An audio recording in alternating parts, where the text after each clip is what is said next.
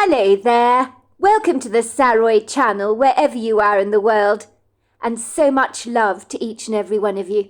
How are you doing? I do hope you're doing great. I'm doing fabulous, thank you very much. And I'm so delighted you've joined me for part 3 of our story. And we are going to find out all about Ravenscroft and what happened to these two young boys when they were living at Ravenscroft, and what it is that makes them not want to come back to this part of the world. I wonder if Bigfoot's involved in this. So let's continue with our story. I wasn't looking remotely forward to moving to Ravenscroft to live with Granny May. But I guess you know that by now, as I've harped on about it for long enough. Ravenscroft was a sequestered Victorian property, not very far from Lake Superior, which straddles the United States and Canadian border, with the province of Ontario to the north, and to the east the state of Minnesota, to the west Michigan, and to the south Wisconsin. So she lived in the region of the Great Lakes, but as you can fully appreciate, Ravenscroft itself was like a dot on a map, even though Granny May's property was sizable enough, stretching out like a magnanimous yawn, boasting ponds, creeks, acres of woods, and so much more. In truth, even though the nearby town was about 30 minutes away, you felt very cut off from the rest of the world when you were living there, as if you were living far away from any human habitation. There were, of course, ranches and farms in the area, and a plethora of horse-riding trails. I suspect for many kids coming to this very prepossessing part of the world, it would be like a dream come true for them. But not for me and my brother Hamish. We knew exactly what was lurking in the innocent grove of trees at Ravenscroft. As my mother's four-wheel drive trundled down those long windy roads, I sensed we were getting closer to the place. My heart began to burn in my chest, almost as if I had acid boiling inside of me. In truth, I probably did. I was very apprehensive about coming back here, as the haunting memories became all the more vivid as we cautiously made our approach. Soon we saw the familiar worn-out wooden sign, which had come under significant wear and tear over the years, and certainly since we last saw it. The sign stood rather crookedly, up outside the narrow path through the trees, like a wonky bird table. It read Ravenscroft, although the painted lettering inside the carved letters had all but worn away. We were here, and Nevada now seemed like a lifetime away. I could see the formidable black wrought-iron gates that stood up proud and tall, barring the rest of the world from entering this formidable, unwelcoming place. You'd think that over a few years I'd have forgotten Ravenscroft, but I absolutely had not. Some memories I just don't think ever fade, especially when there's a formidable-looking monster entangled within the silken webs of your memory. Let's just say even if you spilt bleach on those memories, they'd never ever go away, but seem to be rekindled on this day, as the familiar features of Ravenscroft tumbled into our view. "We are here," said my mother, looking from me to my brother Hamish, as if she was expecting to deal with a couple of protesting spitfires, but instead we stared blankly ahead of ourselves, as if we were a couple of tormented steers, going to the slaughterhouse, and resigned to our inevitable plight, as if we had surrendered, if not rather unwillingly, to whatever it was that fate had in store for us. "Don't you dare look like that," said my mother. "Goodness gracious me! Why such long faces on the both of you? You kids can be so melodramatic when you want to be. Anyone would think you were going to a funeral right now." "You know exactly why," I said curtly. "Now I don't want this sulky attitude exhibited by you in front of Granny May. Do you understand, Alistair?" said my mother sternly, giving me a warning look that told me in no uncertain terms she wanted no funny business from both of us. "May is your grandmother, and I want you to be desperately nice to her. She's putting a roof over our heads, and so I expect you both to show a bit of gratitude towards her. Granny May is allowing us to live with her out of the goodness of her heart, and she doesn't expect a penny in return.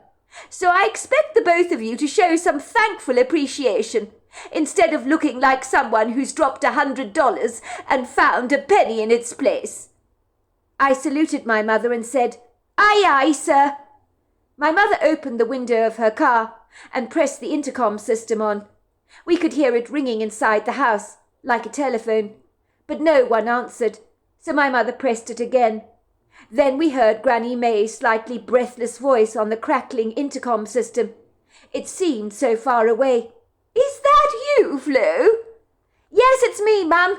I'm here with the kids." "Oh, good. I'm so glad you've arrived safely. I can't wait to see you all." The gate just opened as if by magic. My mother's car swept boldly down the driveway that was heavily fringed by a tangle of tall, lofty trees that hugged each other tightly, almost as if there was no breathing space left between the branches. Things had grown exponentially since I'd last been here. The narrow, unfriendly driveway whipped boldly through the woods like a scribble on a piece of paper, but finally stretched out magnanimously into a wide open space, where in the background you could see the prominent rise and falls of the mountains that were determined to crown our impression of this summer day with their sculptural but regal resplendence. I could see clusters of flowers clinging brightly to the foothills of the mountains, carpeting its ragged contours in a glorious halo of pretty colours. There were yellows, pinks and violets, creeping into each other, like the subtle pale pastel shades that you see in a Van Gogh watercolour painting. Everything was so splendidly viridescent, almost as if the grass and the trees themselves had swallowed up bucket loads of verdant green paint, which they were wearing proudly. The view seemed to have soaked up the prepossessing charms of the countryside like a sea sponge, and they would have quite literally taken my breath away if I hadn't been sorely reminded of why we were here. I could feel the fresh mountain air blowing teasingly against my face as it seeped through the half-open crack in the window of my mother's white SUV. It removed the stale smells in the car of a half-eaten greasy cheeseburger my brother had failed to finish during the journey. It replaced it with a refreshing woody and earthy sense of the countryside. The sky was as blue as a cornflower, and the sun that trickled through our rather dusty windscreen window was appreciatively warm and pleasant. It really was a magnificent day. It was a sinister grey asymmetrical Victorian three-storey mansion, with its gabled roofs, towers, turrets and dormers, nestled against the breathtaking backdrop of engaging views that tried to steal the show, with its macabre, disquieting presence. Nothing had changed in that regard. Ravenscroft remained as uninviting, grim and cheerless as it always had been. I did know a little about Ravenscroft history, which was information I'd actually gleaned from my mother a long time ago. It would seem a prominent Victorian man, by the name of Ascot Owens, had built Ravenscroft in the 1800s to suit his needs. The man had been described as a recluse.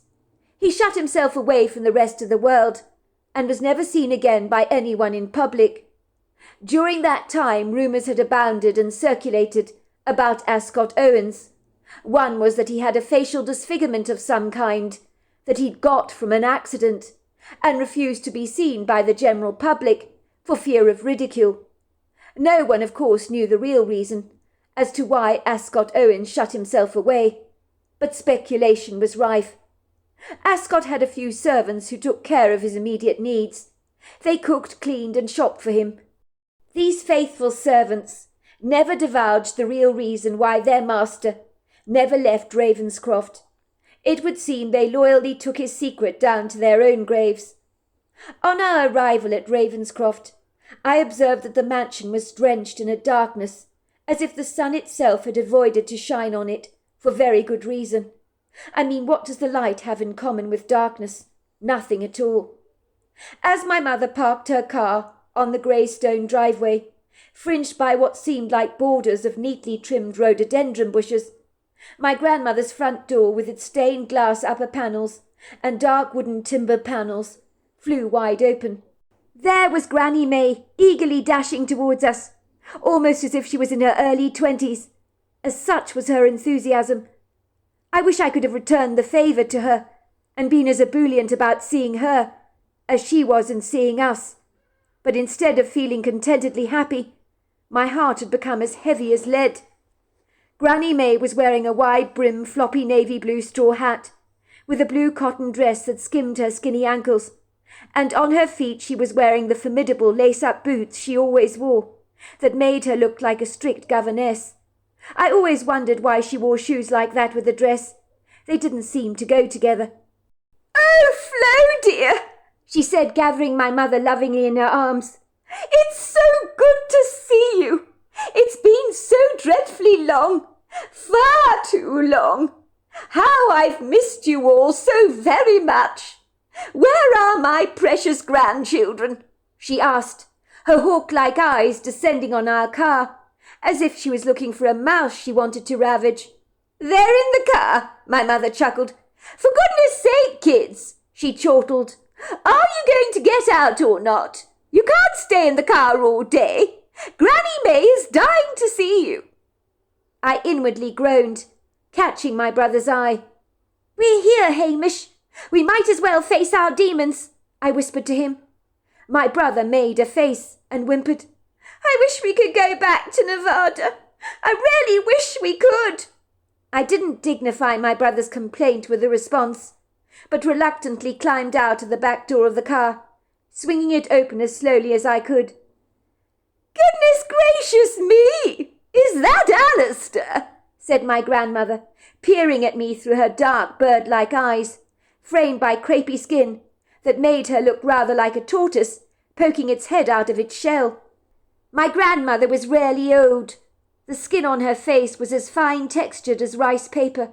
Her wrinkles were like the squiggly twisted shapes you see on a road map. There were so many of them, all over her face. It would have been impossible for me to count them all. Getting old was not at all pretty, I thought. But one day the very same thing would happen to me. But hopefully not for a long time yet. My grandmother looked smaller than I remembered her to be, almost as if she'd shrunk a lot, although she stood up as straight and erect as a pencil. She was thin and willowy, and appeared to be frail. But I was to learn later, well, seconds later actually, when she gave me that hug, that she was anything but frail. The woman was as strong as an ox, so first appearances can be deceptively misleading.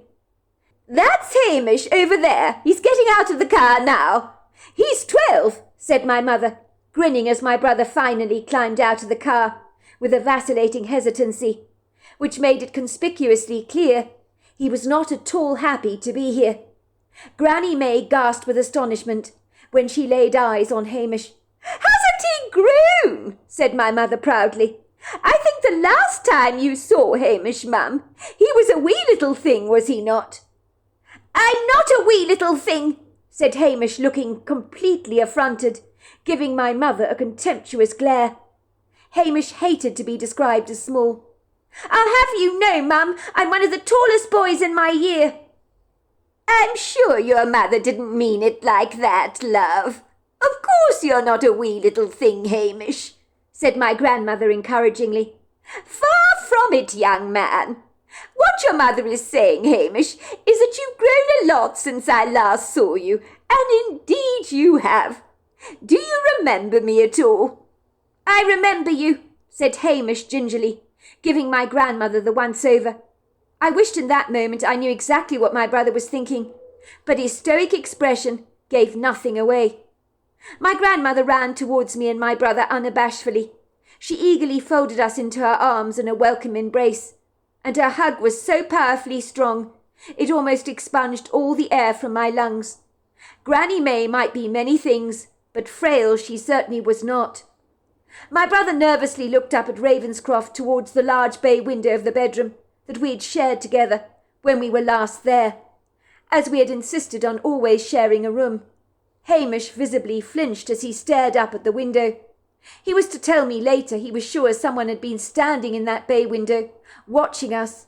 Was it the ghostly spectre of the Victorian man that had visited our bedroom at the dead of night when we were kids? It was a terrifying thought, and if I mentioned such things to my mother, she would lightly laugh at me and once again claim it was all in my head. Adults were so irritating that way. They never believed anything you told them. "It's so good to see you, Alistair and Hamish," said my grandmother, rubbing her hands together with glee. You've grown so big in such a short space of time. It makes me very aware of how old I'm becoming, and I don't enjoy being reminded about that, I'll have you know." "But you are old, Granny May," said Hamish earnestly. "You're very, very old." "Honestly, Hamish, would you mind your manners?" said my mother apologetically. "Granny May is not old." "But I am old, love," said Granny May. "No point in pretending otherwise. Hamish here is absolutely right. I'm a very old lady, and very aware of it too." "Is the monster still in the woods?" my brother asked Granny May rather abruptly. His impetuous outburst rarely knocked the wind out of my sails. I hadn't expected Hamish to say anything like this, especially to Granny May. My mother stared at him bewildered. She opened her mouth and closed it like a stunned goldfish.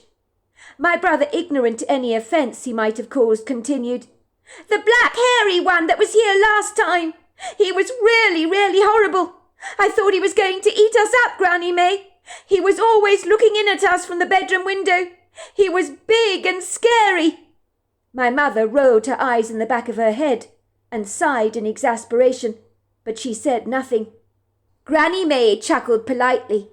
She shook her head rather vigorously. "No, of course there are no monsters in the woods, Hamish, love. Where did you get that idea from?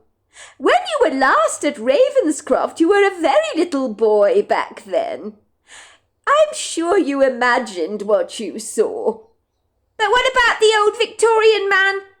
He stood at the end of our beds every night. Is he still haunting your house?" asked my brother. "I thought I saw him in the upstairs window just now, looking down at us. I'm really scared of him, Granny May. He's really, really horrible." "Isn't he, Alistair? He's always horrible, scowling all the time. I don't think he likes us at all." I observed her pale face, growing as red as a field of poppies. If Granny May had nothing to hide, why would she blush like that? "No, you wouldn't, Granny May," said Hamish. "You're an adult, aren't you? You don't see things we see. The black hairy monster wouldn't want you to see him anyway. He knows how to hide in plain sight.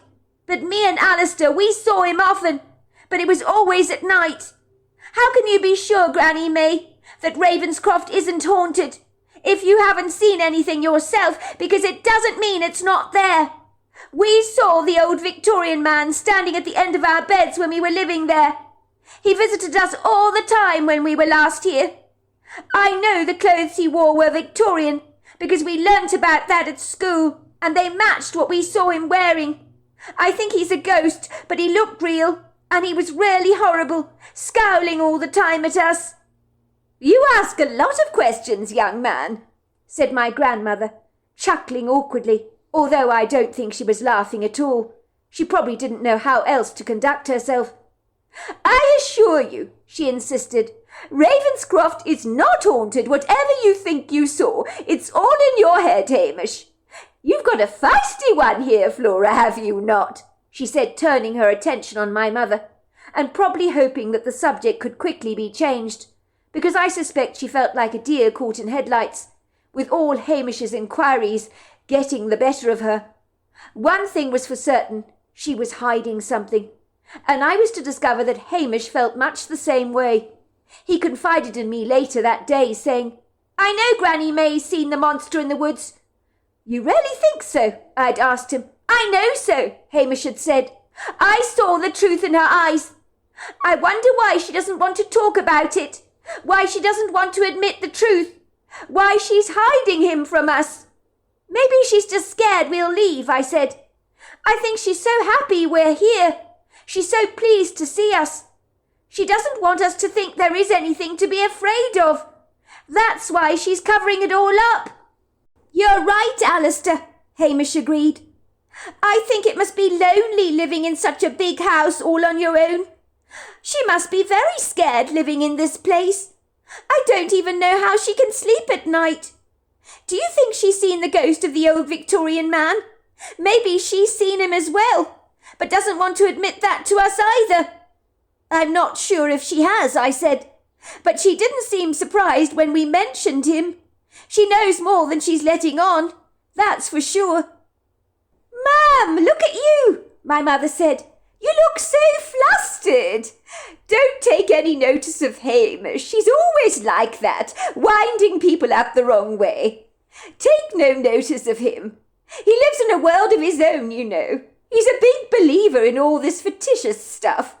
He told me all about it before we came here. How there's a ghost in your house, and how there's a monster in the woods. It's not fictitious stuff, Mum, said Hamish, glaring furiously at my mother. And when her back was turned, he stuck a tongue out at her, which made me chuckle. Granny May saw my brother sticking his tongue out at my mother, and the corner of her lips twitched with amusement. Seeing Granny May after all these years was rather strange. She wasn't as weird as I first remembered her to be. Maybe Mum was right, that I'd exaggerated her memory in my mind. I think I half expected her to be wearing a Halloween witch's hat and carrying a broomstick in her hands. I was struck by how innocuously harmless Granny May looked. However, I smiled when I saw a black cat peering at us through the bay window in the hallway, its yellow eyes fixed on us with a keen curiosity. This was certainly a new addition to Granny May's home. A witch's accessory, you could say. But I loved cats, so I wasn't going to be complaining about that. I was to learn the cat's name was Ratter, because he was always bringing dead rats into the house, and had a nasty habit of leaving their carcasses in Granny May's bed, as if he believed he was gifting her. He's a lovely cat, she told me. One day he was there on the doorstep at Ravenscroft, so I let him in, gave him something to eat. It was an awfully cold day. He never left, you know, so I guess I just adopted him. He's beautiful, isn't he? I admitted it was true when I cradled him in my arms, and he didn't stop purring. He's lovely, Granny May. He's really lovely. Careful, Alistair, my grandmother warned me sagaciously. If Ratter gets too attached to you, I can assure you he will leave you a dead rat in your bed sheets. And it's a macabre, most wretched sight that you don't want to see. Believe you me, I know all about it. Maybe I'd exaggerated Granny May's eccentricities in my mind, because she seemed so normal, so benign.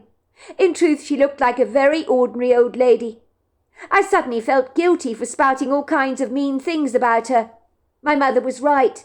It was very kind and generous of her to invite us to live with her at Ravenscroft, even though her grandiose, seemingly haunted mansion was more like a mausoleum than a home. Look, children, said my grandmother, looking at us with worry etched on her face and kindness in her eyes. I'm so glad you've come to live here at Ravenscroft. I wanted to say how sorry I am about the loss of your father. I was very devastated to hear the tragic news. It is so tragic to lose your father so young, when he had his whole life ahead of him, did he not? Life can be dreadfully cruel, and with the two of you still being so little, it's even more disquieting when fortuitous things happen like this so unexpectedly. We're not little, said Hamish insolently, looking quite affronted to be described in this way yet again. Did no one get it? He abhorred being called little. Of course you're not little, Hamish, corrected my grandmother. Did I not say earlier you've become incredibly big over the years? Yes, you did. There you go, Hamish. Please forgive me if I sounded like I was patronizing you. I absolutely was not.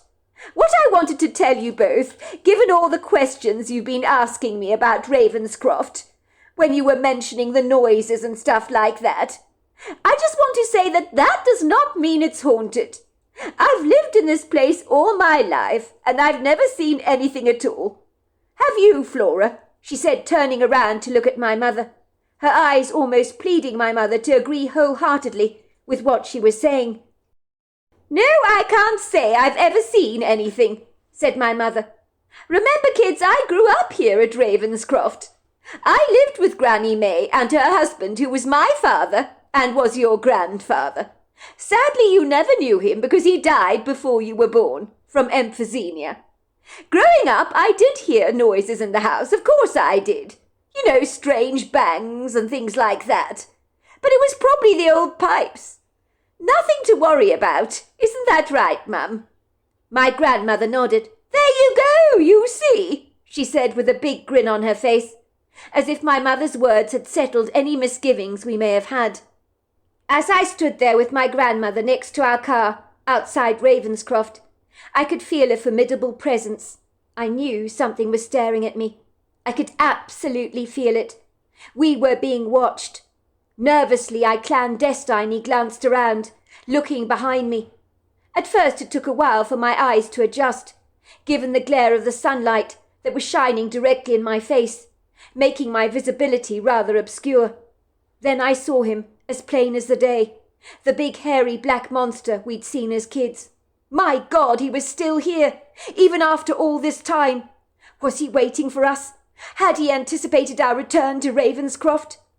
The humanoid creature with its human-looking face that I was later to learn was a Bigfoot, towered up at about 10 foot tall. He was huge, with gargantuan, ponderous shoulders and a burly, powerful physique that was so intimidating. He stood up powerfully on 2 tree trunk-sized legs. He was covered with long, dark hair that was so black it gave off a bluish sheen. He was staring directly at me, and for a moment our eyes locked. In that quintessential moment, he didn't appear to be menacing, but rather more curious, with a perplexed look on his face, with a kind of look that said, "What are you doing here?" I glanced away from the Bigfoot for a moment to observe my brother, to see if Hamish had noticed him at all. But thankfully my brother was otherwise engaged, looking up at Granny May, with a disturbed furrow between his eyes, as if he was not remotely satisfied with my grandmother's responses to all of his questions. The truth was, if Granny May's house was haunted at all, it was unlikely she would ever admit it. In my experience, adults like to delude themselves all the time, even though I knew Granny May was hiding something. When I returned my gaze to the trees, the Bigfoot was all but gone. My worst fears were now confirmed. That horrible beast had not gone away at all. Would he climb up the wrought iron trellising outside our bedroom window during the night, where the vine was creeping up the side of the house, and stare in at us like he'd done when we were children, scaring us half to death? I could only hope not. Before the conversation could get any more bleak, or before Hamish could ask Granny May more awkward questions that clearly had left her feeling quite flustered, my grandmother took the quintessential opportunity to whisk us all into the house. "Dear me," she said, "you've all had such a long journey. You must be so exhausted and terribly thirsty. How about some homemade lemonade and some chocolate chip cookies? You'll be glad to know I baked them myself yesterday." My brother's face brightened and lit up like a Christmas tree. He eagerly followed my grandmother into the house, as if the mere mention of chocolate chip cookies had wiped all his menacing foreboding away. My first thought when I entered the grandiose hall in Ravenscroft was, do we really have to live here? The place was so daunting, so dark, menacing and austere, with ornate golden mirrors that cast ominous shadows around the very large airy rooms, that made you believe that your own reflection was a ghostly entity.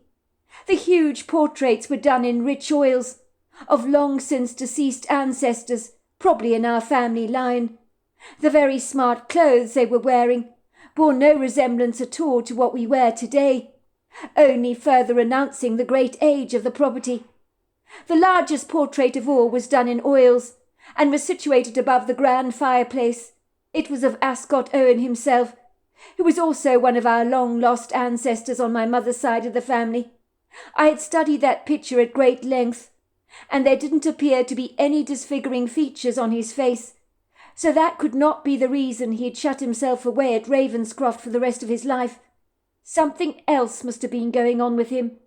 Maybe he'd suffered from agoraphobia, a condition that makes you far too afraid to leave your own home, for no rhyme or reason.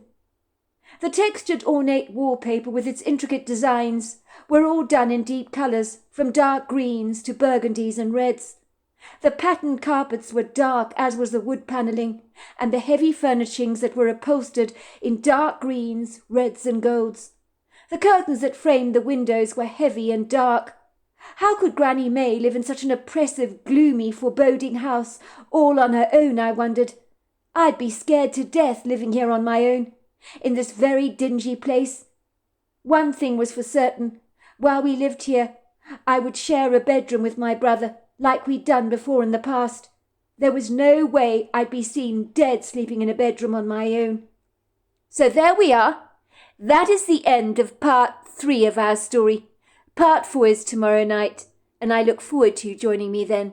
Until next time, goodbye and good night.